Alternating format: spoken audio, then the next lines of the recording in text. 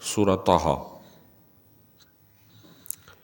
اس کی ہم نے تقریباً 123 آیتیں مکمل کر لی ہیں، اور یہ سیکنڈ لاسٹ رکوع ہے، اور اس کا آخری حصہ آج انشاءاللہ ہم تفسیر میں سماعت کریں گے۔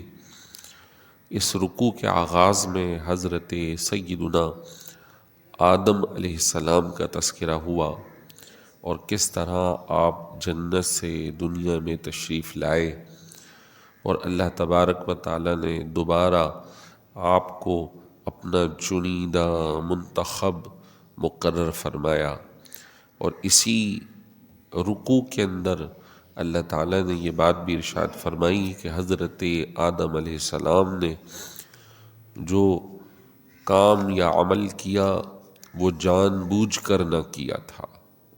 یہیں سے ہم انبیاء علیہ السلام کے بارے میں اس عقیدے کو رکھتے ہیں کہ سارے نبی معصوم عن الخطا، گناہوں سے پاک ہیں۔ وہ اگر ان سے کوئی عمل ہوتا ہے تو وہ یا تو بھول جاتے ہیں یا بھلا دیا جاتا ہے۔ جان بوجھ کر عمل کرنا گرفت کا باعث ہے۔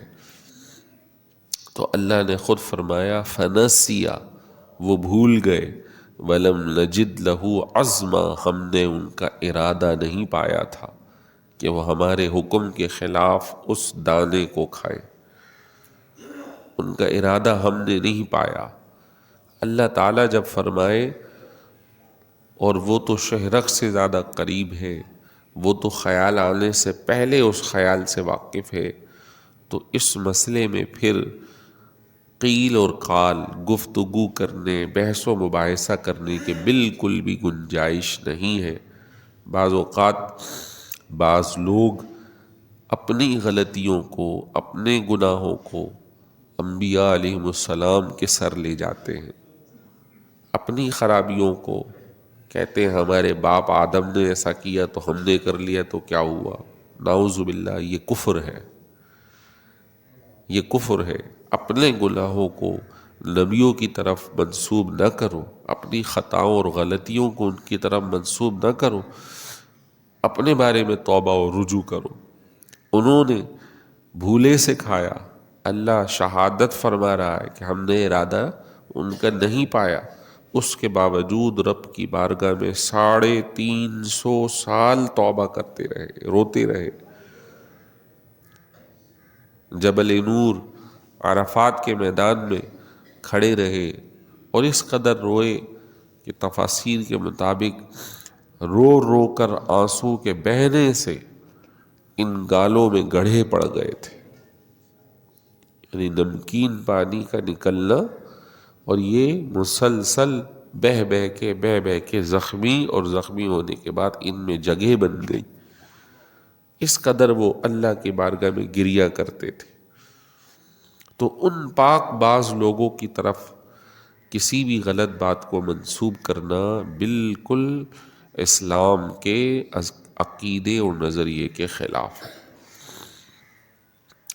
آج جو ہے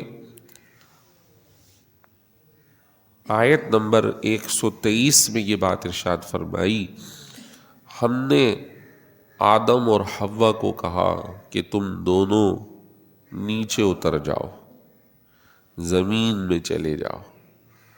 ادھر ہی سے بعض تفاسیر کے مطابق یہ طے کیا جاتا ہے کہ اتر جاؤ، تو جنت ایک اعلیٰ علیین، زمین سے بلند سطح پر موجود ہے۔ وہ بھی ایک اللہ کی مخلوق ہے، وہ بھی ایک اللہ کی جگہ ہے بنائی ہوئی۔ جس طرح زمین ایک سیارہ ہے جو ہوا میں بظاہر معلق ہے، چاند، سورج، سیارے، قرآن نے کہا کل فی فلک یسبحون، ہر ایک سیارہ، ستارہ اپنے فلک اور اپنے دائرے میں گھوم رہا ہے،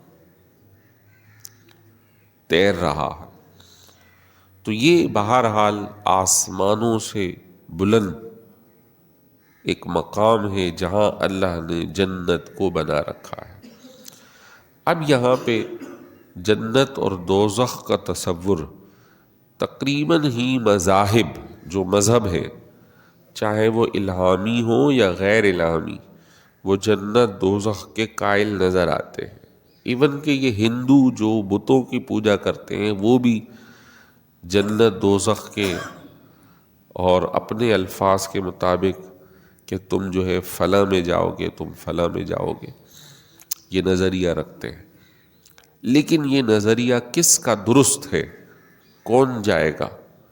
یقیناً یہ ساری اللہ کی مخلوق ہیں، یعنی جنت بھی زمین بھی۔ اس زمین میں بھی وہی موجود ہے جو اللہ کے حکم پر ہے، اور ادھر بھی وہی جائے گا جو اللہ کے حکم پر ہے۔ اب جو اللہ کے حکم کو مانے، اللہ کا حکم اللہ کو ایک ماننا، رسولوں کو ماننا، کتابوں کو ماننا، جنت دوزخ پر عقیدہ رکھنا، اور اللہ کی طرف کسی بھی چیز کو منسوب غلط طور پہ نہیں کرنا۔ اللہ نے فرمایا تم ماننے کے بعد اگر گناہوں میں مبتلا ہو گئے، اللہ جسے چاہے معاف کر دے، لیکن عقیدے کی اس خرابی کو معاف نہیں فرمائے گا کہ تم اللہ کے ساتھ کسی اور کو شریک ٹھہرا دو۔ ان اللہ لا یغفر ان یشرک بہ، اللہ معاف نہیں فرمائے گا کہ اس کے ساتھ شریک کیا جائے۔ وَيَغْفِرُ مَا دُونَ ذَلِكَ لِمَن يَشَاءُ، اور شرک اور کفر کے علاوہ اگر کوئی عمل ہے، اللہ جسے چاہے بخشش عطا فرماتے۔ فرمایا آپ دونوں نیچے چلے جاؤ، تمہارے میں سے بعض دوسرے بعض کے دشمن ہیں۔ اب وہ تو دو تھے، اگلا لفظ جمع کا استعمال ہو گیا، تم میں سے بعض، مراد ہے آپ کی آل اولاد میں سے کچھ ایسے ہوں گے جو ایک دوسرے کے دشمن بنے ہوئے ہوں گے۔ یہ اللہ تبارک و تعالیٰ نے اپنے علم کے مطابق پہلے سے ہی ظاہر فرما دیا کہ تم دنیا میں جاؤ کہ تمہاری جو آل اولاد نسلیں ہوں گی وہ آپس میں لڑ بھڑ کریں گی۔ آج بھی دیکھیے دنیا بطور انسان سارے حضرت آدم کی اولاد، لیکن دیکھیے کس طرح ایک دوسرے کی گردنیں، ایک دوسرے پہ ظلم و زیادتی اور یہ قتل و غارت گری ہزاروں لاکھوں لوگوں پر مشتمل ہو جاتی ہے۔ یہ اللہ نے پہلے سے اطلاع فرما دی۔ فرمایا پھر اگر تمہارے پاس میری طرف سے ہدایت آ جائے تو جو میری ہدایت کی اتباع کرے گا، فالو کرے گا، وہ کبھی بھی گمراہ نہیں ہوگا، کبھی وہ مشقت اور شقاوت میں بدبختی میں نہیں پڑے گا، میری ہدایت کو ماننے والا۔ اور اللہ کی ہدایت وہی ہے ایمانیات، عمل صالح۔ اللہ نے فرمایا والعصر، زمانے کی قسم، ان الانسان لفی خسر، انسان ضرور خسارے اور نقصان میں ہے، الا الذین آمنوا وعملوا الصالحات، لیکن وہ لوگ محفوظ ہوں گے جو خود ایمان والے ہوں گے، اچھے اعمال کرتے ہوں گے۔ وتواصوا بالحق وتواصوا بالصبر، ایک دوسرے کو حق بات سمجھاتے ہوں گے، تلقین کرتے ہوں گے، صبر و تحمل اور ایمان پر قائم رہنے کی انہیں نصیحت کرتے ہوں گے، وہ لوگ نقصان میں نہیں، وہ نقصان میں نہیں۔ اب جو نقصان والا ہے، اللہ اکبر، اس کے بارے میں خصوصاً قیامت کے پس منظر کو ظاہر کیا جا رہا۔ فرمایا وَمَنْ أَعْرَضَ عَنْ ذِكْرِي، جو ہماری نصیحت سے، ہمارے ذکر سے اعراض کرے گا، منہ پھیرے گا، فَإِنَّ لَهُ مَعِيشَةً ضَنْكًا، تو اس کی لیے یقیناً بہت ہی تنگ زندگی ہوگی۔ اب یہاں آخرت کا تصور ظاہر کیا جا رہا کہ جو اللہ کی نافرمانی کرے، کفر اختیار کرے، اس سے بہت تنگ زندگی ملے گی، یعنی کہ آخرت میں۔ احادیث طیبہ کے مطابق اس کا سلسلہ موت کے وقت سے شروع ہو جائے گا، اس کی تنگی جب اس کی روح نکالی جا رہی ہوگی انتہائی سختی سے نکالی جا رہی ہوگی، جیسے ریشم کو کانٹوں پہ ڈال کے کھینچا جائے۔ جب وہ قبر میں پہنچے گا تو فرمایا حضور نے کہ ایسے شخص پر 99 سانپ مسلط ہوں گے، اور وہ سانپ 2 پھن والے ہوں گے جو تیز تیز آوازیں نکالیں گے اور اسے بار بار ڈنک ماریں گے، اس کے جسم میں داخل ہوں گے، اور یہ مسلسل عمل قیامت تک جاری رہے گا۔ یہ اس کی مشقت ہے۔ اور تیسرا، کل قیامت میں اسے رسوائی کے ساتھ سب کے سامنے کیا جائے گا، سوال جواب۔ اور پھر جب اس کی اگلی زندگی شروع ہوگی جہنم کی، تو اس کی شدت اللہ اللہ بتایا نہیں جا سکتا۔ قرآن نے کہا کہ انہیں پیاس لگے گی تو جہنمیوں کے خون اور پیپ جو جل بھن کے ایک جگہ جمع ہو رہے ہوں گے وہ دیا جائے گا۔ جب بھوک لگے گی تو کہا کہ ایک درخت ہے جو کانٹے دار ہے وہ انہیں کھلایا جائے گا۔ جب وہ کھائیں گے تو ان کی رگیں، ان کے گلے، ان کے آنتیں سب پھٹتی ہوئی چلی جائیں گی، اور وہ جیسے اندر جائے گا ویسے ہی پھاڑتا ہوا جسم کو باہر نکل جائے گا۔ علامان والحافظ، بظاہر دنیا ان کافروں کے لیے سجا دی گئی ہے، مسلمانوں کے لیے تنگ رکھی گئی ہے، لیکن جو کفر اختیار کرے گا اس کے لیے آئندہ کی جو زندگی وہ بڑی سخت ہوگی۔ ایک روز حضور آرام فرما ہے اور چٹائی کا بنا ہوا بستر ہے، چھال، درختوں کی نکلی ہوئی چھال، اور آپ ہاتھ سر کے نیچے رکھ کے آرام فرما ہے۔ عمر فاروق رضی اللہ عنہ پہنچتے ہیں، دیکھتے ہیں حضور کے ہاتھ پر، جسم مبارک پر، چہرے پر لیٹنے کی وجہ سے، دب جانے کی وجہ سے نشانات ہیں اس بستر کے۔ رو پڑے، عرض کی حضور جب ہم حق پر ہیں، آپ نبی برحق ہیں، تو اتنی تنگی اور عسرت کیوں؟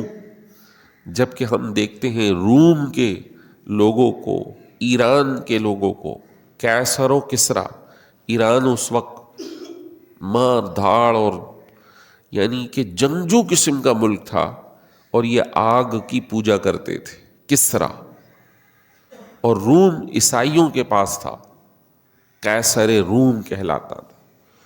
فرمایا حضور، عرض کی حضور یہ دونوں ممالک حق پہ نہیں ہیں، لیکن ان کے بادشاہان ریشمی کپڑے پہنتے ہیں، ریشمی نرم و نازک بستروں پر آرام کرتے ہیں۔ حضور نے فرمایا کہ اللہ نے انہیں دنیا دے دی ہے، ہم نے آخرت کو منتخب کیا ہے، ہم نے آخرت کو منتخب کیا ہے۔ پھر پیشن گوئی فرمائی کہ ایک وقت آئے گا یہ سارے علاقے مسلمانوں کے قبضے میں ہوں گے، اور ہوئے الحمدللہ، یہ سارے علاقے مسلمانوں کے علاقوں میں آگئے۔ پھر اب یہ تنزل کا زمانہ دوبارہ ہے، لیکن ابھی بھی روم کا حصہ جو ترکی میں ہے وہ مسلمانوں کے قبضے میں ہے، ایران بظاہر مسلمانوں کے قبضے میں ہے، اس پہ غیر مسلم کا نہیں۔ یہ الگ بات ہے کہ فرقہ جو ہمارے یہاں ہے وہ ایک الگ بحث ہے، لیکن حضرت عمر فاروق کے زمانے میں یہ سارا علاقہ مسلمانوں کے پاس آ گیا۔ فرمایا جو ہمارے ذکر سے، ہماری نصیحت سے منہ موڑے گا اسے انتہائی تنگ زندگی دیں گے۔ وَنَحْشُرُهُ يَوْمَ الْقِيَامَةِ أَعْمَى، اور ہم قیامت میں اسے اندھا اٹھائیں گے، اندھا۔ شارحین نے لکھا کہ ایک تو بظاہر اندھا، اور ایک ادھر ہے عامل حجت، یعنی حجت سے وہ اندھا ہوگا، دلیل سے وہ اندھا ہوگا۔ یہاں تو اس کو جتنی باتیں کہو اس کے پاس ریفرنس اور دلیل موجود ہے، وہ آپ کو رد کر دے گا، لیکن قیامت میں اسے رد کرنے کے لیے کوئی حجت اور دلیل باقی نہیں ملے گی، اس کے پاس نہیں رہے گی، وہ کچھ کہہ نہیں سکے گا، اور سارے اعمال اور کردار اس کے کھل کر اس کے سامنے آ جائیں گے۔ جو اس نے زیادتیاں کی، کفر کیا، نافرمانیاں کی، گناہ کیے، بے حیائی کی، نعوذ باللہ من ذالک، وہ کہے گا قال رب لما حشرتنی اعمی وقد كنت بصیرا، اے میرے رب تو نے مجھے اندھا کیوں اٹھایا جبکہ میں تو دنیا میں بصیرت والا تھا؟ مولا تو نے میری حجتیں کیوں چھین لی؟ میں نے تو دنیا میں بڑی حجتیں اور دلیلیں جمع کر رکھی تھی۔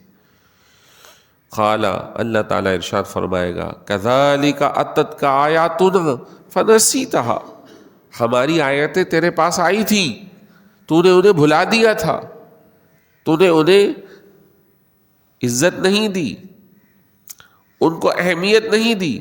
وَكَذَلِكَ الْيَوْمَ تُنْسَى، تو جس طرح تو نے ادھر کیا اسی طرح آج تجھے بھی بھلا دیا گیا، تیری کوئی اہمیت نہیں ہے، تیری کوئی حجت نہیں ہے۔ اللہ اکبر، ارشاد فرمایا وَكَذَلِكَ نَجْزِي مَنْ أَسْرَفَ وَلَمْ يُؤْمِنْ بِآيَاتِ رَبِّهِ، ہم اسی طرح بدلہ دیں گے ہر اس شخص کو جو زیادتی کرے گا اور ہمارے آیتوں پر، اپنے رب کی آیتوں پر ایمان نہیں لائے گا۔